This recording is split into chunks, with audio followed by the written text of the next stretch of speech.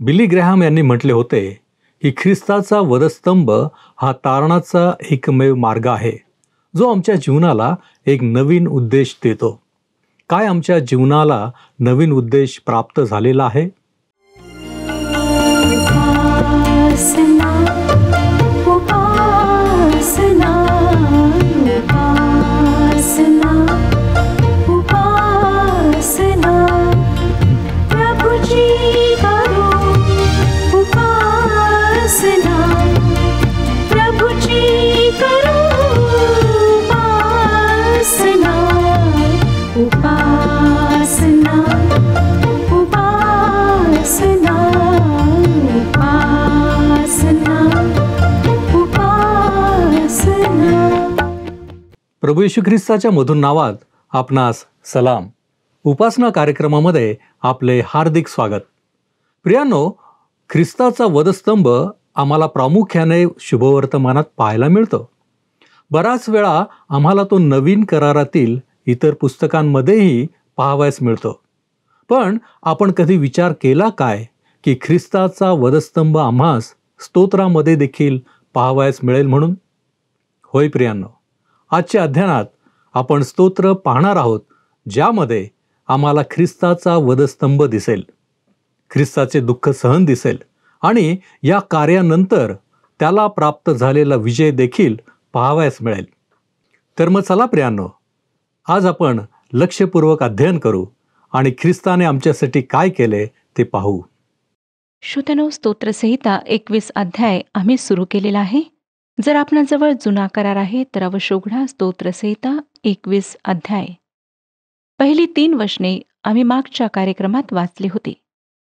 पहिल्या वचनात आम्ही वाचले की तुझ्या सामर्थ्यामुळे राजा हर्ष करीतो. इब्री लोकासपत्र 12 अध्याय 2 वचन आम्हाला सांगते.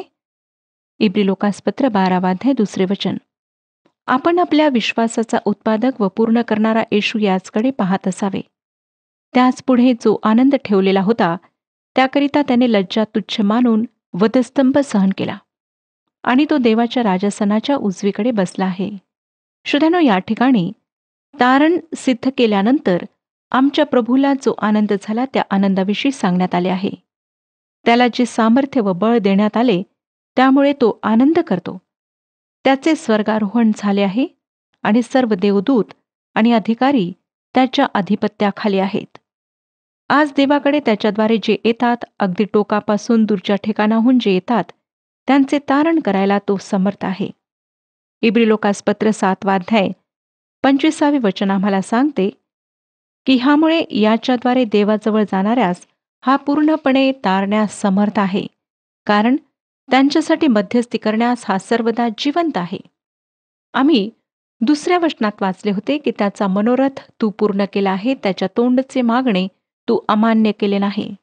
प्रभू येशू ख्रिस्ताने वधस्तंभावर जाण्यापूर्वी एक सुंदर याचकीय प्रार्थना केली, जी योहानकृत शुभवर्तमानाच्या 17व्या अध्यायात नोंदली आहे. आणि या प्रार्थनेत त्याने आपल्या पृथ्वीवरील सेवेचा संपूर्ण वृत्तांत प्रभू पित्याला दिला. तो या प्रार्थनेच्या सुरुवातीला म्हणजे योहानकृत शुभवर्तमान 17 अध्याय 1 वचनात म्हणतो, हे पित्या, वेळ आली आहे.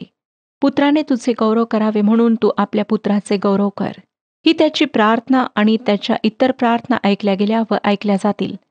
ही प्रार्थना स्वर्गरोहणाविषयीची प्रार्थना आहे. स्तोत्रकर्ता म्हणतो, तू त्याचा मनोरथ पूर्ण केला आहे.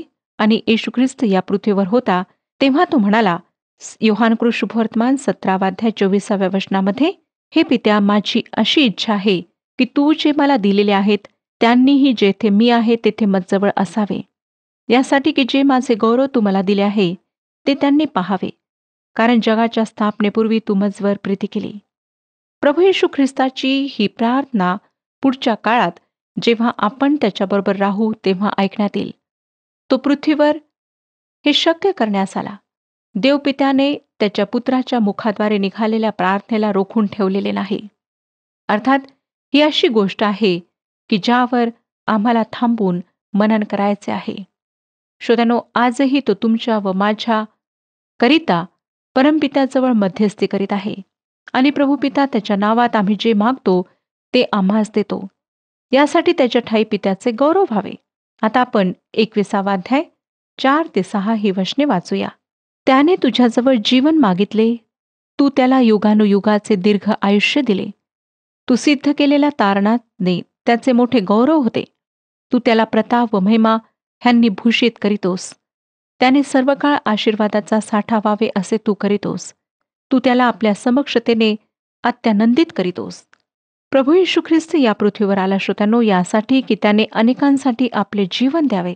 त्याने पृथ्वीवर असताना मानहानी, अवहेलना सहन केली. पुन्हा आणि पुन्हा कळकळीच्या प्रार्थना केल्या. गेत्सेमने बागेमध्ये त्याने व्याकुळ होऊन प्रार्थना केली. 102 स्तोत्र 23 आणि 24 वचनांमध्ये प्रभू येशू ख्रिस्ताविषयी सांगण्यात आले आहे की त्याने माझी शक्ती मार्गातच क्षीण केली. त्याने माझे आयुष्य कमी केले. मी म्हणालो, हे माझ्या देवा, माझा आयुष्यकाळ पुरा होण्यापूर्वी मला घेऊन जाऊ नको. तुझी वर्षे पिढ्यानपिढ्यात आहेत. त्याने जीवनाची मागणी केली. अगदी ऐन तारुण्यामध्ये तो वारला. वधस्तंभावर त्याला खिळण्यात आले तेव्हा तो अवघा 33 वर्षांचा होता. त्याने प्रार्थना केली, हे बापा, तुझी इच्छा असली तर हा प्याला मजपासून दूर कर. तरी माझ्या इच्छेप्रमाणे नको, तर तुझ्या इच्छेप्रमाणे होऊ दे. तसेच इब्री लोकासपत्र 5 अध्याय आणि 7 वचनामध्ये त्याच्याविषयी म्हणण्यात आले आहे की त्याने आपल्या देहावस्थेच्या दिवसात स्वतःला मरणापासून तारावयास जो शक्तिमान त्याजवळ मोठ्या आक्रोशाने व अश्रुगाळीत प्रार्थना व विनवणी केली आणि ती त्याच्या सुभक्तीमुळे ऐकण्यात आली. त्याची विनवणी कशी ऐकण्यात आली? श्रोत्यानो, ह्याचं उत्तर आहे, तो मेला, परंतु देवाने त्याला मरणातून उठवले. आता तो गौरवी शरीरामध्ये सर्व काळ जिवंत आहे. तो देवाच्या उजवीकडे बसलेला आहे. स्तोत्रकर्ता म्हणतो, तू सिद्ध केलेल्या तारणाने त्याचे मोठे गौरव होते. त्याने आमच्यासाठी तारण सिद्धीस नेले व त्याद्वारे त्याचे मोठे गौरव होते. त्याने तुमचे व माझे तारण केले. नंतर 7 ते 9 वचने पहा काय सांगतात. कारण परमेश्वरावर राजाची श्रद्धा आहे. परात्पराच्या कृपेने तो ढळणार नाही. तुझे सर्व वैरी तुझ्या हाती लागतील. तुझे सर्व द्वेष्टे तुझ्या उजव्या हातात पडतील. तू प्रगट होशील तेव्हा तू त्यास जळजळीत भट्टीसारखे पेटविशील. परमेश्वर आपल्या क्रोधाने त्यास ग्राशील. अग्नी त्यांचा संहार करेल. श्रोत्यानो, परमेश्वर केवळ तारणारा परमेश्वर नाही, तर त्याने पातक्यांसाठी वधस्तंभावरचे मरण पत्करले म्हणून तो शासन करणारा न्यायी परमेश्वर आहे. ज्यांनी त्याचा अव्हेर केला ते त्याचे शत्रू आहेत आणि आत्ताच आपण जे वर्णन वाचले ते नरकाचे आहे. तारण हे परमेश्वराचे अद्भुत कृत्य आहे. त्याला कोणाच्या नाशाने आनंद होत नाही, तर जे हरवलेले त्याच्या राज्यात येतात त्यांच्याविषयी तो खूप आनंद करणार आहे. आज कदाचित स्वर्ग व नरक या गोष्टींवर तुमचा विश्वास नसेल, परंतु पवित्र शास्त्र आम्हाला त्याविषयी सांगते आणि त्याविषयी आम्ही गंभीरपणे विचार करणे आवश्यक आहे. जर आपण त्याच्या मार्गाने त्याच्याजवळ येणार नाही, आपणाला त्याने देऊ केलेले तारण हवे नसेल, तर मग आपणाकरिता फक्त त्याचा न्याय शिल्लक आहे. श्रोत्यानो, प्रभू परमेश्वर शासन करण्यात नाही तर तारण करण्यात आनंद मानतो. पुढे वाचूया 10 ते 13 वचने. त्यांची संतती पृथ्वीवरून व त्यांचे बीज मानवजातीतून तू नाहीसे करशील, कारण त्यांनी तुझे अनिष्ट चिंतिले. त्यांनी युक्ती योजिली, परंतु ती त्यांना साधावयाची नाही, कारण तू त्यास पाठ दाखवाव्यास लाविशील. तू आपल्या धनुष्याची दोरी ओढून त्यांच्या मुखावर नेम धरशील. हे परमेश्वरा, तू आपल्या सामर्थ्याने उन्नत हो. आम्ही गायन वादन करून तुझा पराक्रम वाखाणू. या सुंदर स्तोत्रामध्ये आम्हाला येशू ख्रिस्ताचे दुःख सहन व त्याचा वधस्तंभ पाहायला मिळतो. त्याने ते सर्व त्याच्यासमोर जो आनंद ठेवला होता त्याकरिता सहन केले. त्याच्या सर्व प्रार्थनांची उत्तरे त्याला देण्यात आली. आता राजा म्हणजे येशू ख्रिस्त स्वर्गात आहे. आम्ही त्याला तेथे गौरव व सन्मान यांनी मुकुटमंडित झालेले पाहतो. त्या ठिकाणी त्याच्याजवळ अवर्णनीय आनंद आहे व आपल्या वैभवी राज्याची तो प्रतीक्षा करीत आहे. तसेच हे स्तोत्र परमेश्वराच्या शासनाचेही वर्णन करते आणि हेच चित्र प्रगटीकरणाच्याही पुस्तकात देण्यात आले आहे. प्रेषित पौलाने थेसलनिकाकरास दुसरे पत्र 1 अध्याय 7 ते 10 या वचनांमध्ये याचा उल्लेख करून म्हटले. थेसलनिकाकरास दुसरे पत्र 1 अध्याय 7 ते 10 वचने. तर ते प्रभू येशू आपल्या सामर्थ्याच्या दूतासह स्वर्गातून अग्निज्वाला विष्टित असा प्रगट होण्याच्या समय होईल. तेव्हा जे देवाला ओळखीत नाहीत व आपल्या प्रभू येशूची सुवार्ता मानित नाहीत त्यांचा तो सूड उगवेल. तो आपल्या पवित्र जनात गौरव मिळविण्याकरिता आणि त्या दिवशी विश्वास ठेवणाऱ्या सर्वांच्या ठाई आश्चर्यपात्र होण्याकरिता येईल. कारण आम्ही दिलेल्या साक्षीवर तुम्ही विश्वास ठेवला आहे. तेव्हा ते प्रभूच्या समोरून व त्याच्या सामर्थ्याच्या गौरवापासून दूर होऊन युगानुयुगीचा नाश हा दंड त्यांना मिळेल.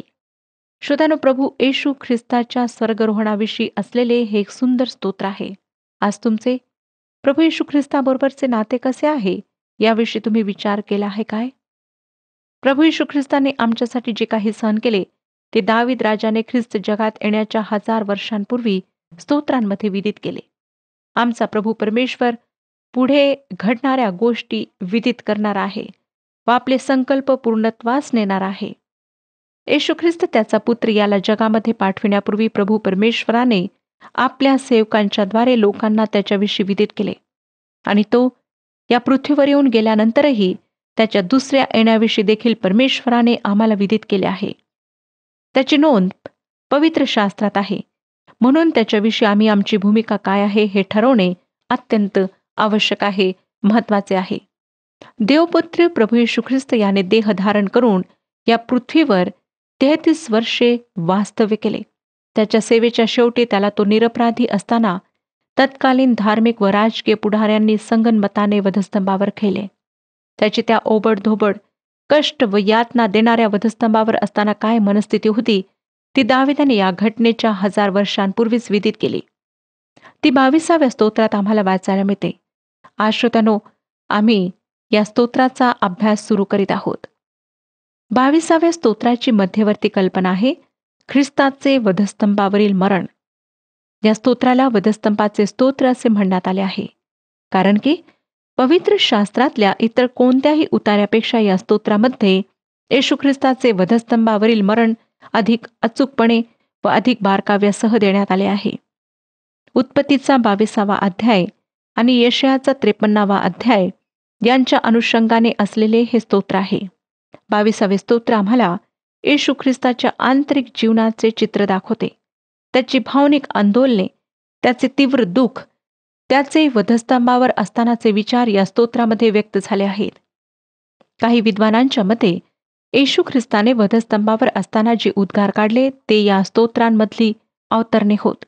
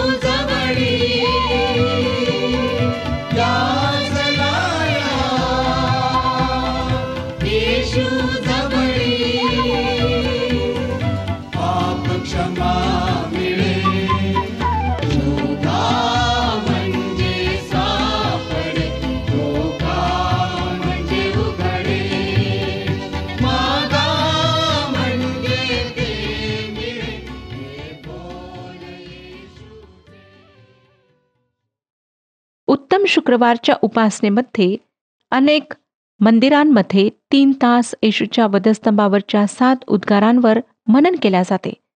पण आज या स्तोत्राचा अभ्यास करीत असताना आम्ही येशू ख्रिस्ताशी समरूप होऊन त्याला जे त्या स्थितीमध्ये वाटले ते समजून घेण्याचा प्रयत्न करणार आहोत. जगाच्या पापांसाठी अर्पण म्हणून ते कठोर व यातनामय मरण पत्करताना त्याच्या आत्म्याची काय स्थिती होती ते आज या स्तोत्राद्वारे आपण पाहणार आहोत. त्या वधस्तंभावर टांगलेल्या स्थितीमध्ये तो असताना तो जणू काही स्वर्गातून पृथ्वीवर सोडलेली एक शिडी बनला, जिच्याद्वारे मानवाला देवापर्यंत पोहोचण्याचा मार्ग तयार झाला.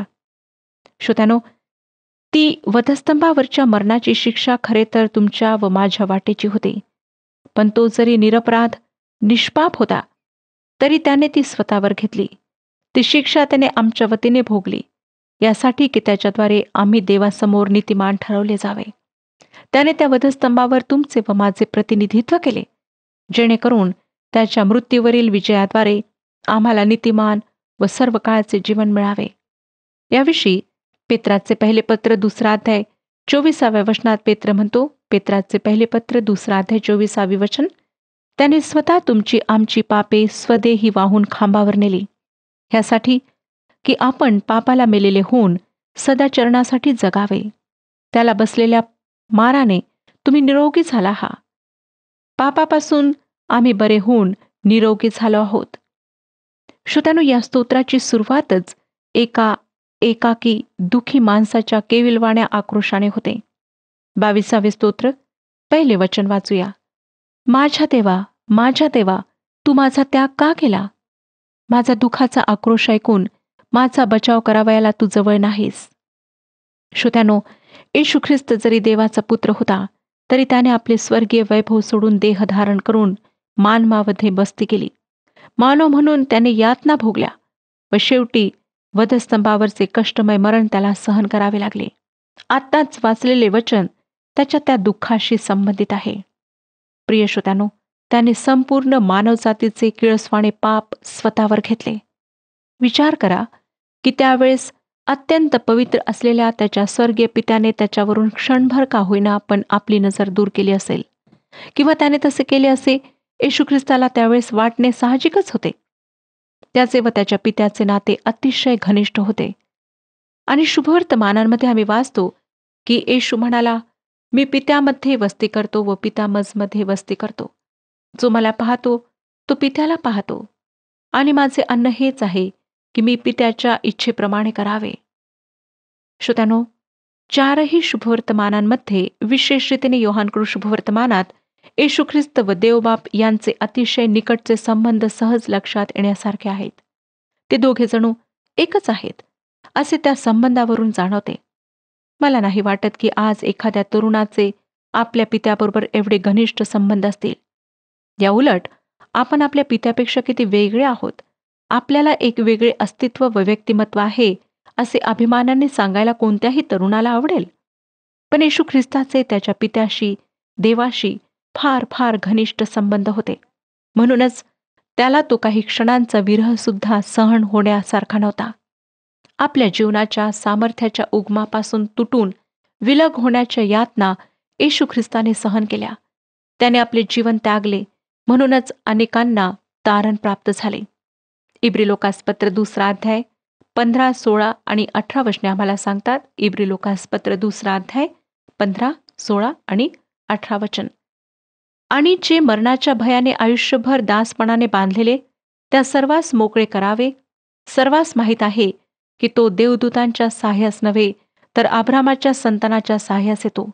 कारण ज्या अर्थी त्याने स्वतः परीक्षेचे दुःख भोगले, त्या अर्थी ज्यांची परीक्षा होते त्यांना सहाय्य करावयास तो समर्थ झाला आहे. श्रोत्यानो, परिपूर्ण मानव येशू ख्रिस्त याची परिपूर्णता आम्हाला तो वधस्तंभावर असताना दिसते. देवावर विसंबून राहायला शिकला आणि आपल्या प्रत्येक कृतीमध्ये देवावर विसंबून राहणे तो शिकला. परंतु त्या वधस्तंभावर तो अतिशय एकाकी व दुःखी, देवाने त्यागिलेला असा होता. तो अशा स्थितीत होता की मानवाच्या पातळीवर असणे किंवा दैवी पातळीवर असणे, कोणत्या तरी एका पातळीवर असणे त्याला शक्य नव्हते. येशू ख्रिस्त हा मानव त्यागिलेला होता. त्याच्या इतका भयान अनुभव, तो भयंकर एकाकीपणाचा अनुभव दुसऱ्या कोणाला कधी आला नसणार. त्याने एकट्याने ते प्रचंड दुःख झेलले. देवाने त्याला का त्यागले? पुढे आम्हाला 22व्या स्तोत्राचे 3रे वचन सांगते, तरी पण हे इस्रायलाच्या स्तवनात बसणाऱ्या तू पवित्र आहेस. ह्या ठिकाणी देवबापाने येशू ख्रिस्ताचा त्याग का केला त्याचे उत्तर आहे. वधस्तंभावरच्या त्या 3 भयान काळोख्या घटकांमध्ये येशू ख्रिस्त पाप बनला. त्याने संपूर्ण जगाचे पाप स्वतःवर घेतले. श्रोत्यानो, तुम्हाला व मला पापाच्या खाईतून वर काढण्यासाठी येशू ख्रिस्त किती खोल खोल पाण्यातून गेला, किती काळ्याकुट्ट रात्रीला त्याने पार केले, हे कधीही समजणार नाही. त्या क्षणाकरिता त्याचा त्याग करण्यात आला होता. परंतु या परिस्थितीतला विरोधाभास हा होता की त्याच घटकेला प्रभुदेव त्याच्यामध्ये जगाबरोबर स्वतःचा समेट घडवून आणीत होता. प्रभू येशू ख्रिस्ताने या घटकेपूर्वी आपल्या शिष्यांना योहानकृत शुभवर्तमान 16वा अध्याय आणि 32व्या वचनामध्ये सांगितले. योहानकृत शुभवर्तमान 16वा अध्याय 32वे वचन. पहा, अशी घटका येते किंबहुना आली आहे की तुमची दाणादान होऊन तुम्ही सर्व आपापल्या घरी जाल व मला एकटे सोडाल, तरी मी एकटा नाही, कारण पिता मजबूरवर आहे. तो जेव्हा तुरुंगवासात होता, जेव्हा त्याला फटके मारण्यात येत होते, त्याला वधस्तंभावर खिळण्यात येत होते, तेव्हा पिता त्याच्या संगती होता. परंतु त्या शेवटच्या 3 तासांमध्ये त्याला पापार्पण बनविण्यात आले होते आणि त्याला ठेचावे असे पित्याच्या मर्जीस आले. श्रोत्यानो, तुम्हाला व मला देवाने त्यागणे या शब्दाचा काय अर्थ कळणार? या पृथ्वीवरच्या अगदी नीच माणसालाही देवाने त्यागलेले नाही. देवाकडे कोणीही येऊ शकते. अगदी अत्यंत क्रूर गुन्हेगारही देव त्याला घालून देणार नाही. पण येशू ख्रिस्ताने तुमचे, माझे, जगाचे पाप स्वतःवर घेतले आणि देवाने त्याचा त्याग केला. येशू ख्रिस्त म्हणत आहे, माझ्या देवा, माझ्या देवा, तू माझा का त्याग केलास? या ठिकाणी का त्याग केलास हा प्रश्न त्याने संशयाच्या पोटी विचारला नाही, दुःखाने किंवा असंयमाने विचारला नाही. त्याचा हा प्रश्न त्याच्या अतीव वेदनेतून उच्चारला गेला. त्याने आपले सर्व आयुष्य पवित्रतेत निरपराध असे घालवले आणि म्हणूनच आताचे हे दुःख त्याच्याकरिता अधिक होते. हा उद्गार त्याच्या अत्यंत प्रखर अशा एकाकीपणाच्या पोकळीतून बाहेर पडला होता. तो भयंकर एकाकी होता, कारण संपूर्ण जगाचे पाप त्याच्यावर लादण्यात आले होते. श्रोत्यानो, तुमच्या प्रियजनांच्या विरहामुळे किंवा वाईट वागण्यामुळे तुम्ही कधीतरी एकाकीपणा अनुभवला असेल, पण येशू ख्रिस्ताच्या एकाकीपणाची तीव्रता कधी कोणा मानवानी अनुभवली नसेल, कारण त्याचे व पित्याचे नाते फार मजबूत, पूर्णपणे समरस झालेले असे होते. जो आपल्या जीवनाचा स्रोत आहे त्यापासून तुटले जाणे कसे असते हे समजण्यासाठी येशू बरोबर समरस होणे आवश्यक आहे. त्याच्या दुःखात त्याचे भागीदार होणे आवश्यक आहे. किंवा शरीराची एखादी महत्वाची रक्तवाहिनी कापली जावी आणि अखंड रक्तस्राव व्हावा आणि भयंकर शक्तिहीन वाटावे, किंवा अंधाऱ्या पोकळीमध्ये एखाद्या पाकोळीने वाट शोधत भिरभिरत राहावे, असाच काहीसा अनुभव येशू ख्रिस्ताने घेतला असेल. शब्द अपुरे पडतात. होय श्रोत्यानो, ह्या स्थितीचे वर्णन करण्याकरिता शब्द अपुरे आहेत. पुढे तो देवाला म्हणत आहे, माझा दुःखाचा आक्रोश ऐकून माझा बचाव करावयास तू जवळ नाहीस. होय श्रोत्यानो, जेव्हा येशू ख्रिस्ताची पिलातासमोर सुनावणी चालू होती, तेव्हा तो शांत उभा होता. यशायाचे पुस्तक 53वा अध्याय आणि 7व्या वचनात त्याविषयी आपण वाचतो की त्याचे हाल हाल केले तरी ते त्याने सोशिले, आपले तोंड सुद्धा उघडिले नाही. वधावयास नेत असलेल्या कोकराप्रमाणे तो गप्प राहिला, त्याने आपले तोंड उघडिले नाही. जेव्हा त्यांनी त्याला चाबकाचे फटके मारलेत, वधस्तंभावर टांगून त्याच्या हातापायात खिळे ठोकलेत, तो काहीच बोलला नाही. परंतु जेव्हा देवाने त्याचा त्याग केला, तेव्हा त्याने सिंहाप्रमाणे आरोळी मारली. तो आक्रोश, ती आरोळी अतिवेदनांमुळे होती. वधस्तंभावर त्या अतिशय यातनादायी स्थितीमध्ये तो टांगलेला असताना त्याने मोठा आक्रोश करून देवाला म्हटले की तू माझे म्हणणे का ऐकत नाहीस? त्यावेळेस परमेश्वराने तो वेदनांचा, यातनांचा, एकाकीपणाचा, दुःखाचा प्याला त्याच्यापासून दूर केला नाही. कारण त्याने जर तो प्याला ख्रिस्तापासून दूर केला असता, तर श्रोत्यांनो, तुम्हाला व मला पापाच्या दास्यातून कधीच मुक्ती मिळाली नसती. आम्ही कधीच सर्व काळच्या जीवनाची आशा करू शकलो नसतो. त्याने तो दुःखाचा कटू व विषारी प्याला प्राशन केला म्हणून आज आम्हाला देवाची लेकरे होण्याचा अधिकार प्राप्त झाला. त्याच्यावर विश्वास ठेवल्याने आम्हाला तो प्राप्त होतो. परंतु श्रोत्यानो, आज अजूनही तुमचे मन त्याच्याविषयी कठीण असेल तर तुमच्या इतके दुर्दैवी कोणी नाही. कारण देवाने त्याच्याद्वारे तुम्हाला हे 2 आशीर्वाद देऊ केले आहेत. ते स्वीकारणे न स्वीकारणे यावर तुमचे सुख आणि शांती अवलंबून आहेत. प्रभू परमेश्वर आपणास सर्वांस आशीर्वाद देव. मागील प्रश्नाचे उत्तर आहे सी. आजच्या अध्ययनानुसार 21व्या स्तोत्रामध्ये येशू ख्रिस्ताच्या स्वर्गरोहणाविषयी विदित केलेले आहे. आजचा प्रश्न, 22व्या स्तोत्राची मध्यवर्ती कल्पना काय आहे?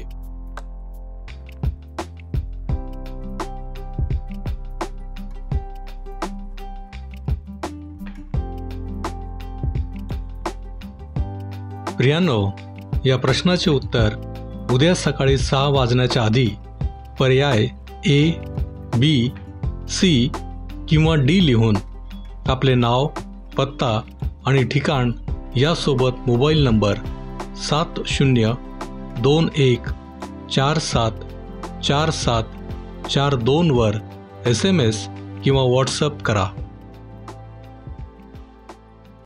प्रियांनो, आजच्या अध्ययनावर पुन्हा एकदा आम्हाला संधी मिळाली की देवाने ख्रिस्ताच्या द्वारे मानवावर कशी प्रीती केली याचे स्मरण करावे. ख्रिस्ताने आज्ञापालन करून आमच्या पापांसाठी कसे दुःख सहन केले. प्रियांनो, वधस्तंभावरील ख्रिस्त हा सदैव आमचे प्रेरणास्थान असावे. आम्हाला याची सदैव जाणीव असावी की केवळ आमच्यावरील प्रीतीसाठी त्याने आमचे पाप आपल्या स्वतःवर घेतले. काय त्या ख्रिस्ताला मी ओळखतो? काय ख्रिस्ताच्या दुःख सहनाची खोली, गहनता आम्ही समजून घेणार आहोत? आपण प्रार्थना करूया.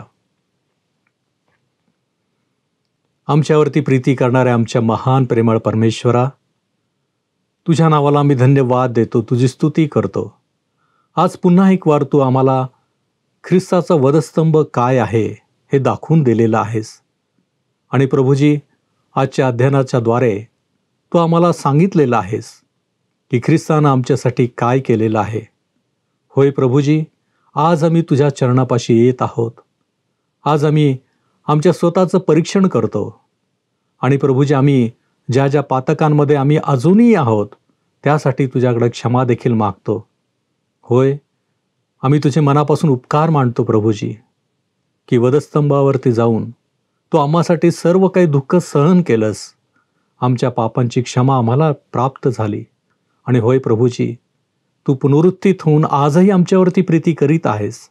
आम्ही तुझ्या नावाला धन्यवाद देतो.